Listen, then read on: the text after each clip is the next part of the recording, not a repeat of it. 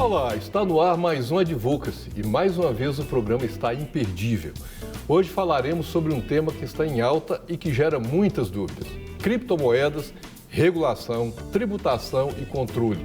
E você não pode perder o Advocacy que já começou.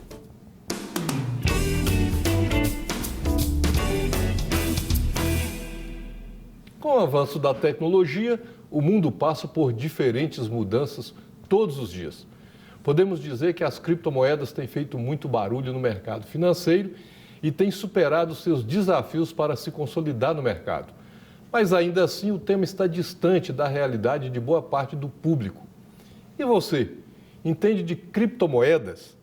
Vamos responder algumas perguntas com o advogado e professor Dr. Ciro Chagas e o professor Filemon Oliveira.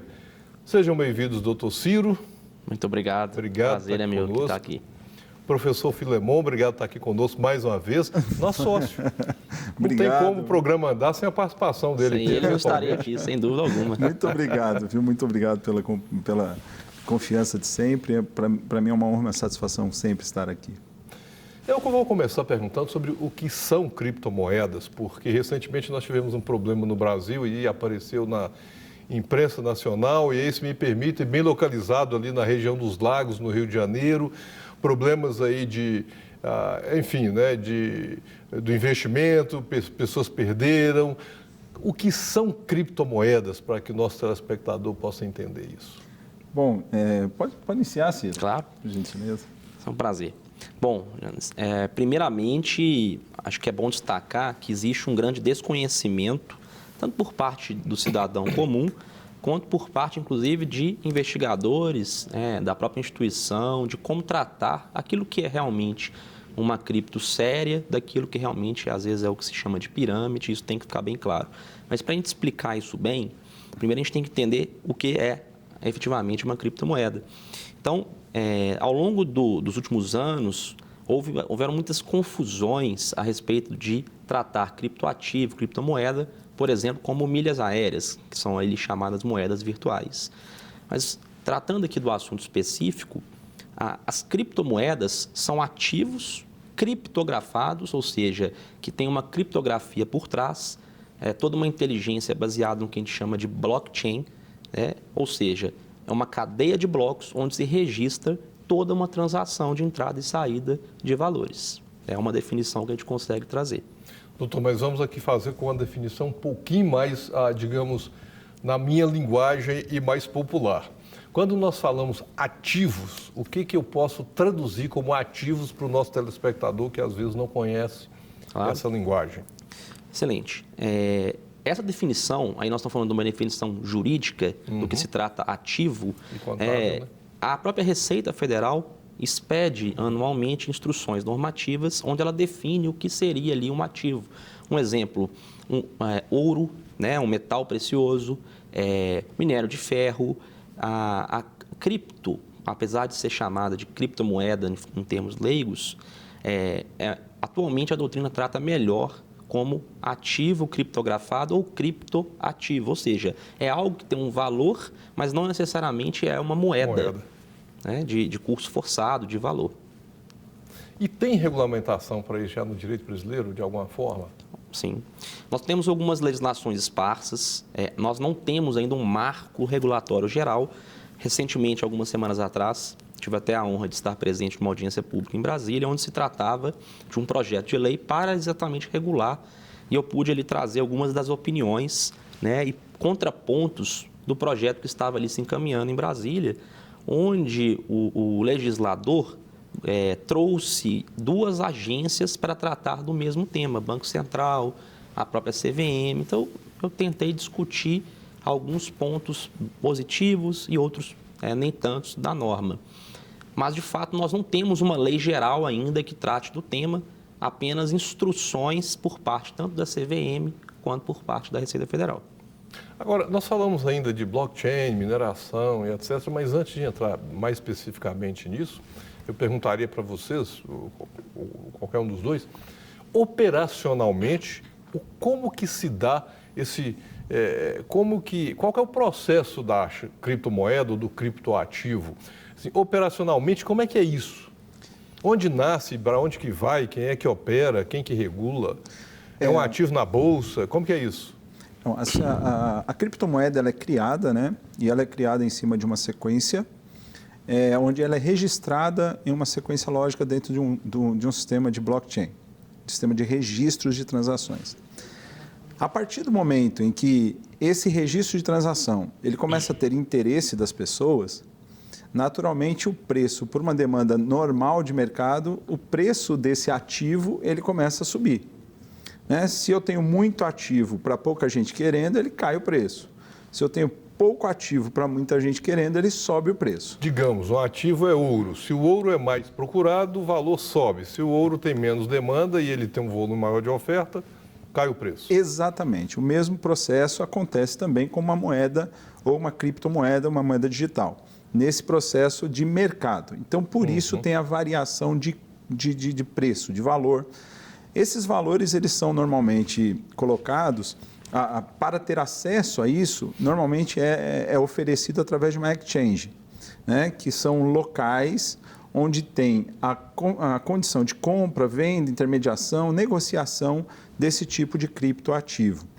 Dentro desse contexto, então, naturalmente, como todo produto, aquilo que tem mais, aquilo que as pessoas se interessam mais, se perduram mais.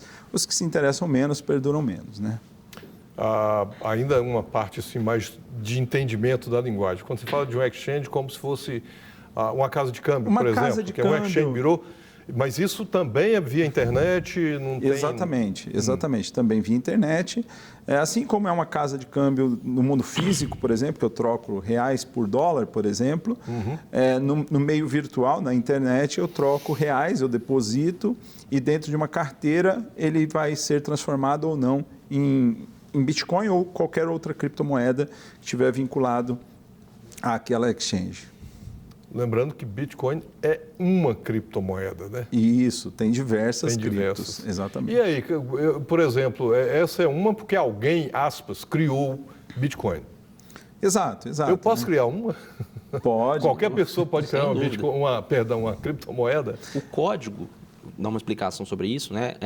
A moeda criptografada, o exemplo do Bitcoin, é um livro-razão, ou seja, um código de computador que foi escrito de forma descentralizada, ou seja, qualquer pessoa tem acesso. Então, com base naquele código, ela pode transformar aquilo em variações das mais diversas. Então, como você mesmo disse, hoje nós temos milhares de criptomoedas listadas em corretoras, que são as exchanges citadas pelo professor Filemon. O Bitcoin é apenas a primeira delas, que foi parece ali muitas décadas, né? Nós estamos falando de 2008, quando surgiu o primeiro artigo tratando do tema, e hoje é todo esse universo, posso dizer, multitrilionário, que é toda aquela questão que está ali depositada hoje. Doutor, o senhor falou que tem a diferença entre a criptomoeda e a pirâmide, que talvez o que nós ouvimos aí recentemente na imprensa brasileira, mas foi sobre pirâmide ou não. Então, qual que é essa diferença? E também para que o telespectador possa entender e não cair numa pirâmide achando que está fazendo uma negociação em sede de criptomoeda. Ótimo. Bom, primeiro, para a gente entender o que é pirâmide, a gente tem que saber uma definição que pirâmide é um crime. É um crime contra a economia popular, onde você faz oferta de algo que, de fato, você não vai entregar através de investimento coletivo e etc. Então, em termos de direito penal, nós temos que ter certeza, de fato, que aquela oferta não seria entregue, porque se ela foi entregue, não há que se falar em crime.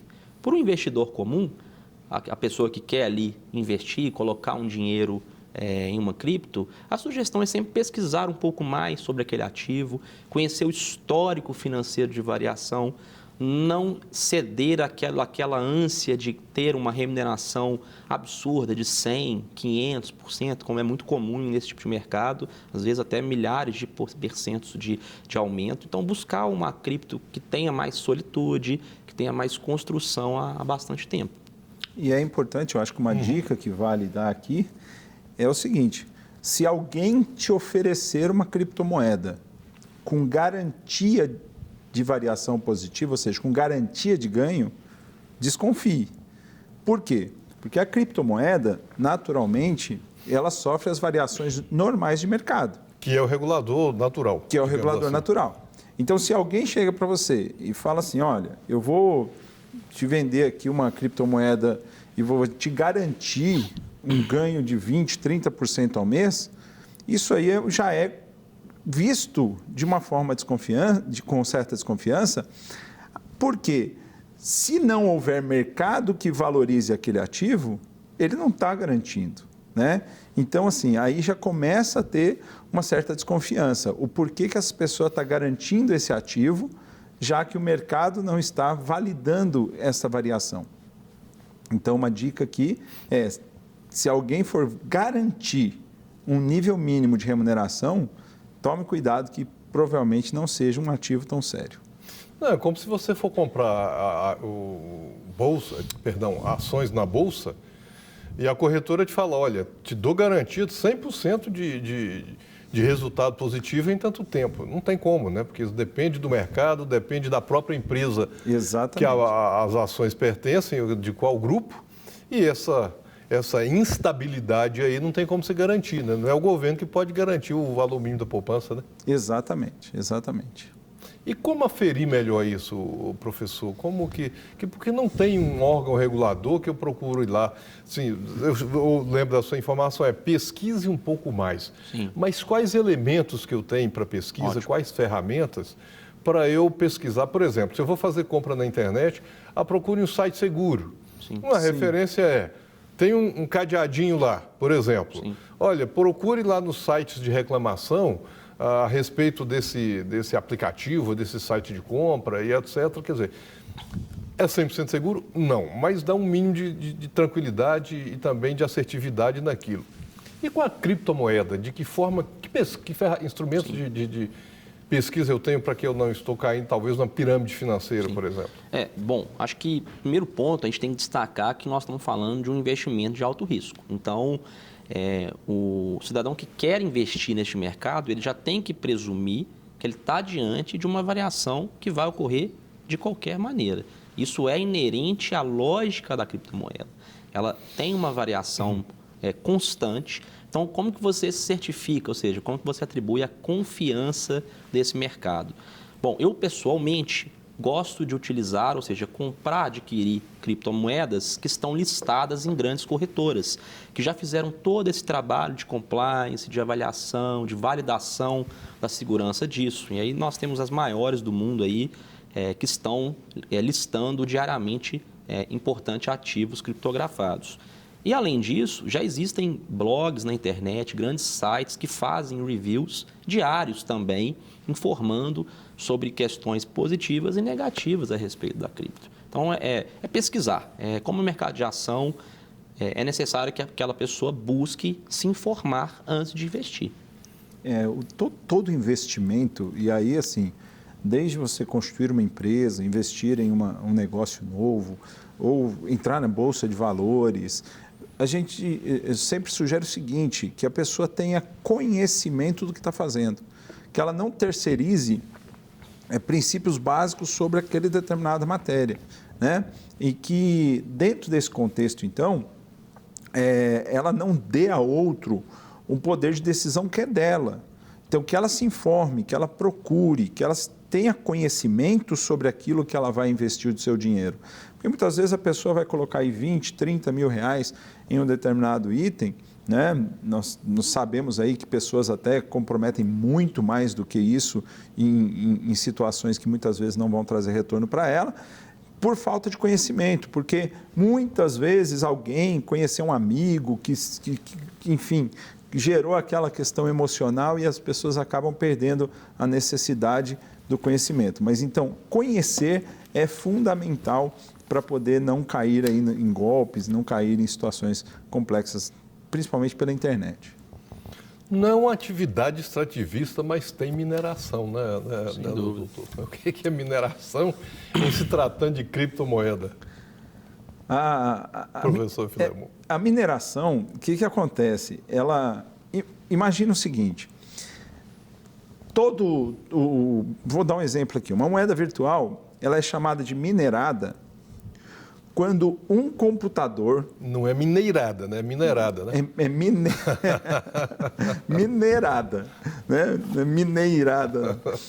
Deixa de ser, né? Que nós somos todos mineiros e a própria origem é da mineração. É, né? Da mineração, né? Vem exatamente. Então, computadores com poderes, com superpotência de processamento, eles começam a gerar códigos de validação aleatórios. Então, um computador ele gera muitos códigos de validação. Muitos códigos de validação. Se ele conseguir validar o hash do blockchain, ele mineirou uma moeda. O que é o blockchain? Posso complementar essa fala aí? Isso, claro, fica à vontade. Isso é muito interessante. Essa pergunta, deixa eu falar o que é o blockchain, porque nós não entendemos. Vamos lá. Pode falar. A blockchain, o nome é uma tradução, né, em português, cadeia de blocos. Então, a estrutura de uma criptomoeda ela é baseada em estrutura de blocos, que a gente pode imaginar um tanto de quadradinho ligados por uma corrente. Para que eu possa lhe transferir a minha propriedade daquele ativo, eu preciso necessariamente que a gente chama de prova de trabalho. Essa prova de trabalho é exatamente o que a gente estava falando aqui agora, que é a mineração. Foi a genialidade do criador, né, científico desse ativo em retirar o que a gente chama de um chamado gasto duplo. Então, se você transfere dinheiro da sua conta para a Alemanha, você precisa de um intermediário que vai atestar que você tem aquele dinheiro depositado numa conta e vai te entregar esse dinheiro na conta num outro país, como a Alemanha. Na blockchain, no criptomoeda, isso é desnecessário, porque quem faz esse processo de validação são os mineradores, são as pessoas, computadores que estão ali resolvendo cálculos matemáticos e como recompensa por esse trabalho, eles ganham uma fração, que é uma taxa cobrada da própria transação que você remeteu de A para B. Isso. Então, essa validação é justamente o que ele gera através de um computador.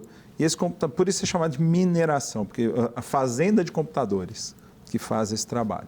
Hoje a própria El Salvador, né, que é um país na América Central, criou uma economia baseada 100% em Bitcoin. Então, lá não tem uma moeda de curso forçado, sem dinheiro. Bitcoin, assim, 100% Bitcoin. Então, para sustentar a própria construção do mercado de transação entre compra e venda diária, imagina toda a infinidade de comércio, prestação de serviços, eles tiveram que investir em mineração e, de fato, não tinham energia suficiente, normal, para produzir, porque o computador gasta muita energia.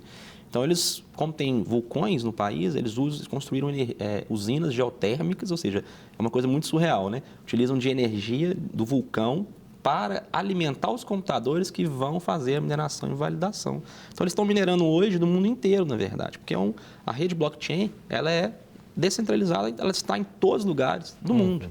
Então, hoje você pode estar vendendo dos Estados Unidos para a China e quem está fazendo a validação pode ser o governo de El Salvador, através dessa indústria geotérmica.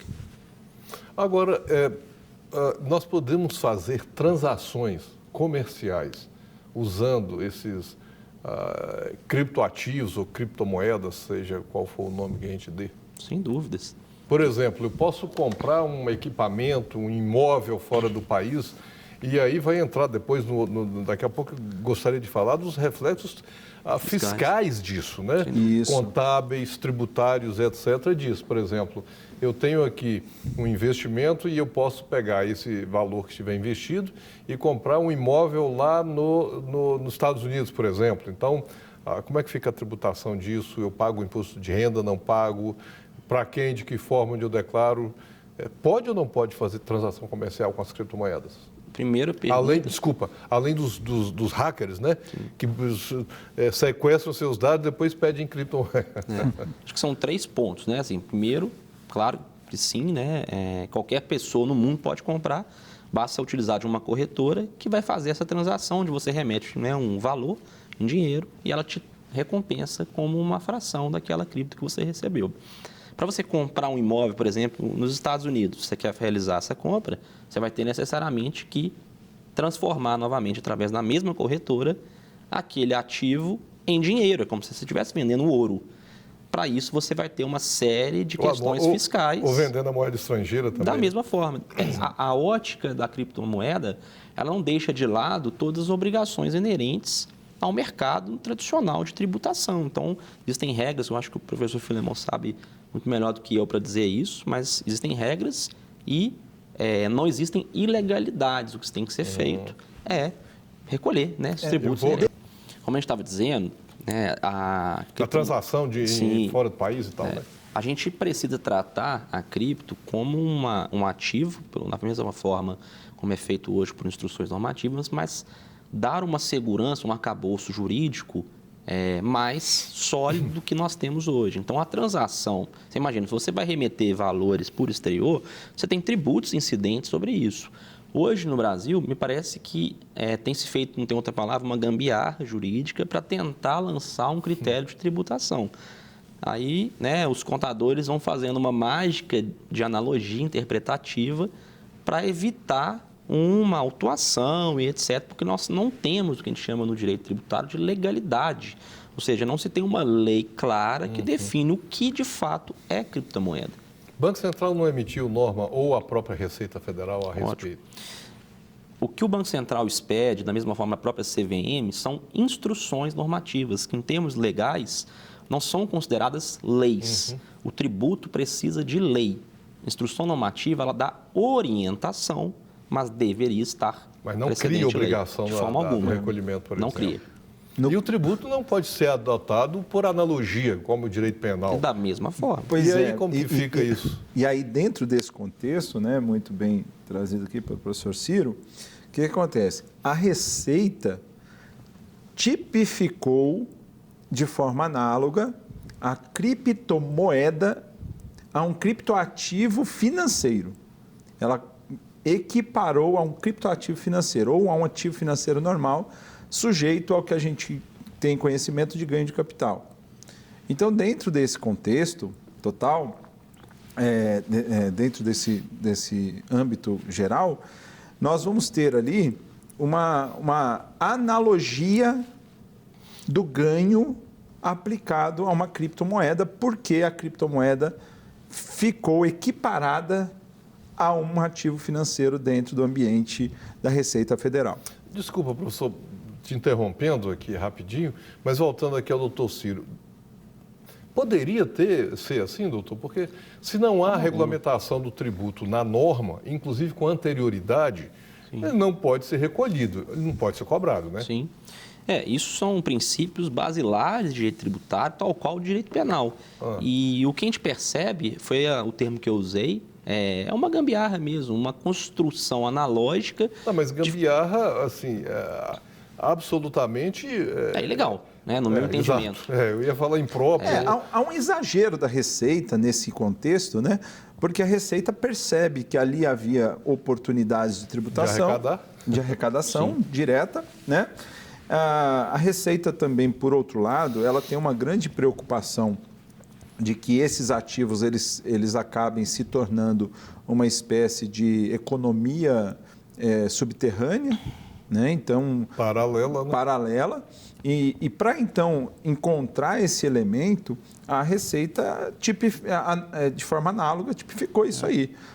Ferindo vários princípios de direito tributário, né? Exatamente. No meu modesto entendimento, fere princípios de direito tributário e direito brasileiro em geral, né? Mas isso é uma prática corriqueira do nosso legislador. O legislador, ao invés de se debruçar de um marco legal que vai trabalhar lá ao início do problema, que é o quê? Vamos definir o quê? A natureza jurídica do Instituto primeiro. Nós vamos tratar isso como moeda, porque aí vai ter uma regulação através do Banco Central. Nós vamos tratar isso como ativo, nós vamos tratar isso como um ativo mobiliário, que atrai regulação da CVM. Então, isso define tudo, porque além de definir a agência que vai regular, vai também definir todo o marco tributário incidente. Então, na minha opinião, a gente tem realmente uma ilegalidade, que inclusive pode ser questionada e deve estar sendo questionada em tribunais. O que se tem é que o contribuinte, às vezes, opta a adiantar esse risco para evitar ali processos fiscais e penais, às vezes, eventualmente. Eu digo isso, mas assim, lá do outro, a Receita Federal é como aquele sócio investidor, né? Exatamente. Ele quer lucro. Exatamente. É papel da Receita cada vez mais arrecadar dentro dos limites. Pecúnia non olet, né? Exato.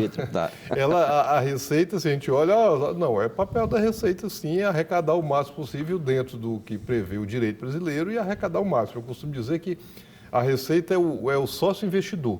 Só quero meu dinheiro, meu lucro no final. Está errada? Não. Dentro dos limites do direito para se tratar da administração pública, né? Exatamente.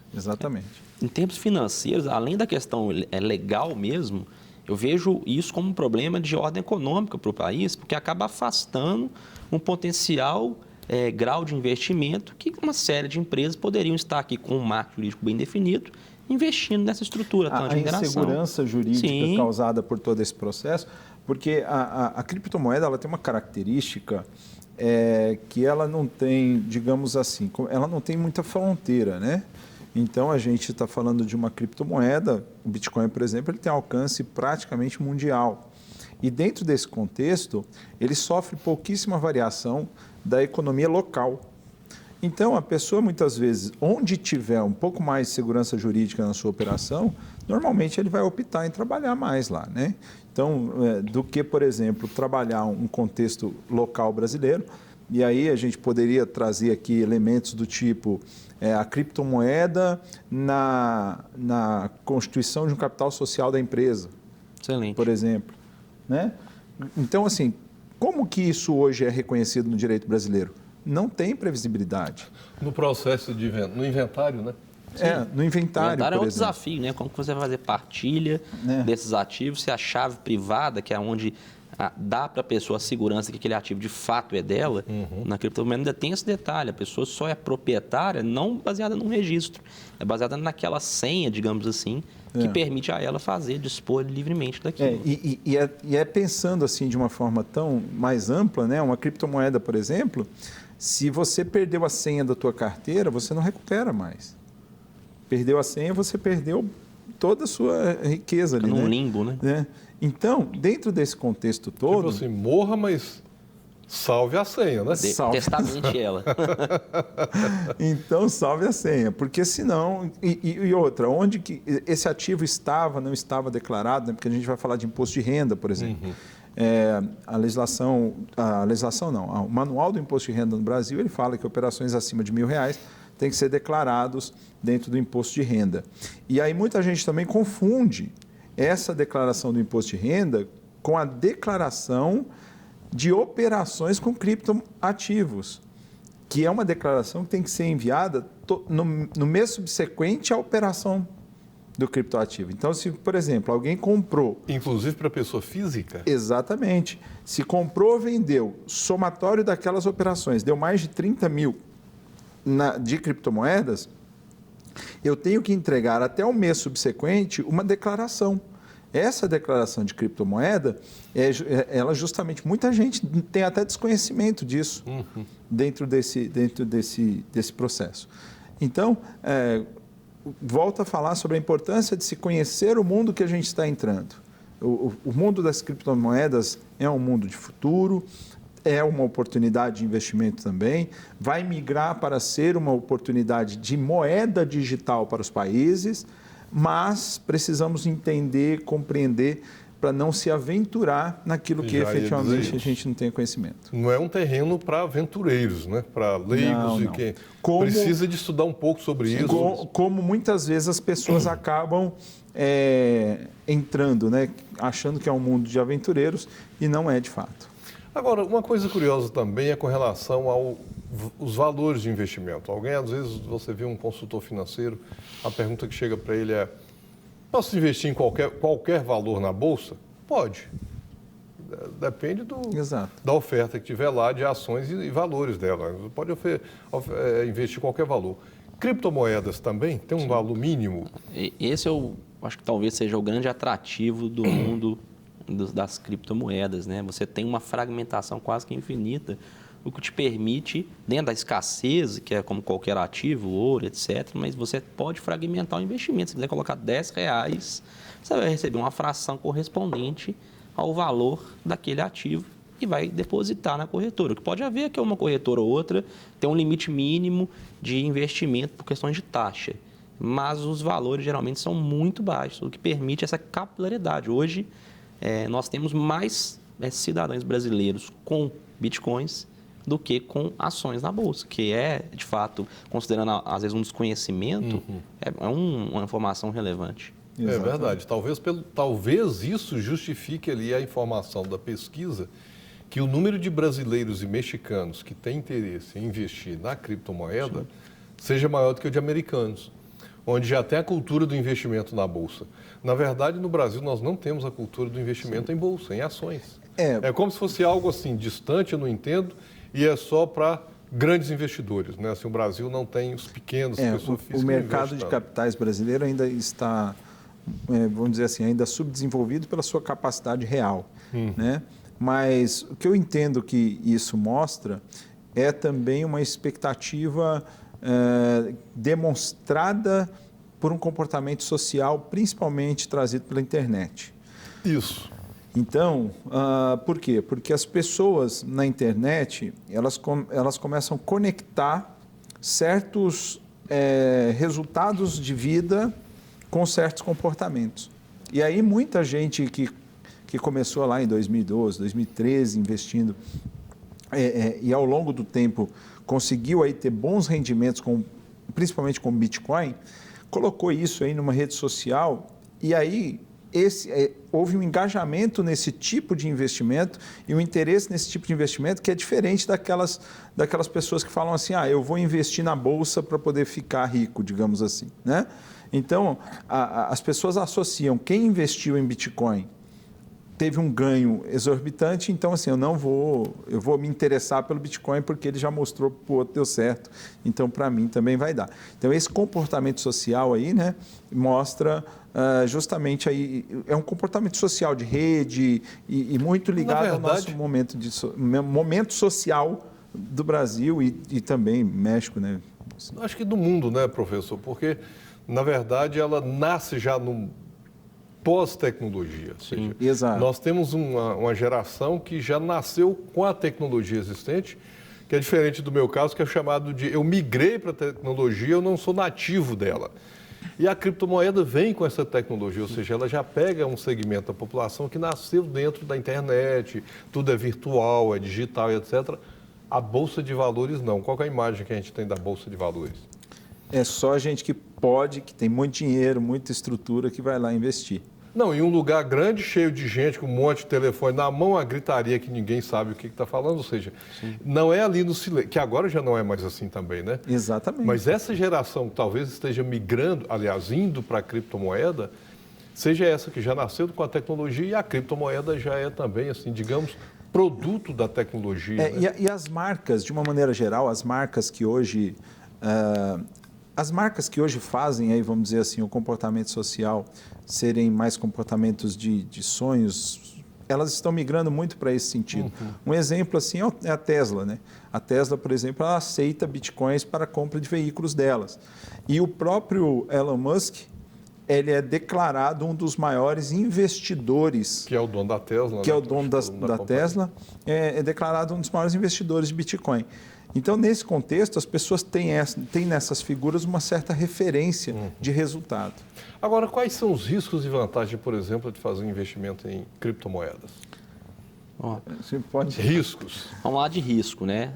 De fato, como eu disse anteriormente, nós estamos falando de um mercado de alto risco. Então, de alta volatilidade de investimento. Então, se você vai comprar uma ação, né, de fato, que tenha altas variações, é necessário que você tenha um mínimo de conhecimento gráfico, de informações de resultado. Então, a pessoa ela deveria buscar pelo menos um profissional, que a gente chama de trader, aquele que tenha um conhecimento de gráficos, para ele se resguardar, ou então utilizar daquilo que a gente chama de capital de contingência, ou seja, ele utilizar de uma quantidade que não seja relevante o suficiente para ele perder o sono durante de uma queda e aí acabar realizando para não ter um prejuízo maior. É muito semelhante à lógica de oscilações com o mercado de ações. Então, risco é perder o dinheiro, risco de ser invadido, por exemplo, com ausência de segurança, se você deixar sua senha disponível em qualquer lugar, deixar seu e-mail também frágil, que são onde vai ser enviadas suas chaves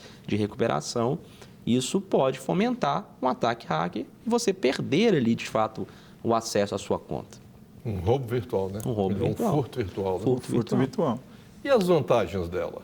Bom, as vantagens, né, acho que transcendem muito a questão de aumento de capital econômico, né? O Bitcoin, historicamente, ele já demonstrou o seu potencial, né? Até pelo ativo hoje investido mundialmente, nós falamos de 3 trilhões de dólares. Então, eu não acredito que ele vai se dissolver de uma forma igual muitos já citaram, que é uma bolha e etc. Né? Ele se corrige, ele oscila como qualquer mercado. Mas a grande vantagem da lógica da blockchain, que é toda essa questão financeira, ela é baseada numa lógica da blockchain. É da segurança, da autenticidade à sua propriedade, garantir que outra pessoa não vai ter algo diferente daquilo que está constando no registro. Então, a essência da moeda, ela está baseada em uma criptografia que, para mim, é a grande genialidade da lógica do Bitcoin. Agora, você está falando de Bitcoin, só lembrando que Bitcoin é um tipo de moeda, aliás, é uma moeda, né? É como se falar assim, dólar não é a moeda corrente, é uma moeda corrente no mundo. Tem o real, tem o euro, e por aí vai. Então, Bitcoin é uma dessas moedas. Há outras moedas também no mercado que vocês poderiam citar aqui para nós? Há outras, por exemplo, o Ethereum é um dos casos. E tem moedas também, que são moedas hoje engajadas em algum tipo de causa. Por exemplo, tem moedas para financiamento de uma agricultura orgânica, tem jogadores de futebol que têm as suas próprias moedas hoje. Tem os fan tokens, né? Clubes de futebol que estão capitalizando investimento de forma muito rápida, possibilitando essa redemocratização, né, do investimento. Exatamente. Então, o Flamengo, se não me engano, fez um recentemente. O Porto, inclusive, teve um agora que valorizou, se não me engano, 3.000% em 5 dias. Uma coisa impressionante. Então, a tendência é que esse ativo ele passe a ser um ativo cada vez mais próximo às economias locais. Então, hoje a gente tem o Bitcoin de alcance mundial, mas essas moedas elas vão passar a ser também fontes de captadoras de recursos. E recentemente aqui para o mercado mineiro, nós tivemos uma coisa parecida com uma moeda virtual, mas que foi aquela camisa do Galo, aquela camisa do Atlético Mineiro, que tem cada um tem um código que vai poder acessar futuramente algumas informações dentro de um portal.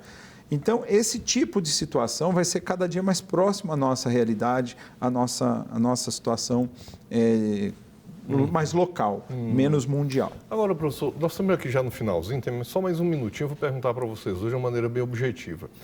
Isso falou aí de estar mais próximo da economia local e etc., mas nesse momento de instabilidade no mercado, vale a pena investir? Sim. Eu não tenho dúvidas que sim. Bem rapidinho para nós, porque a gente está chegando ali no final.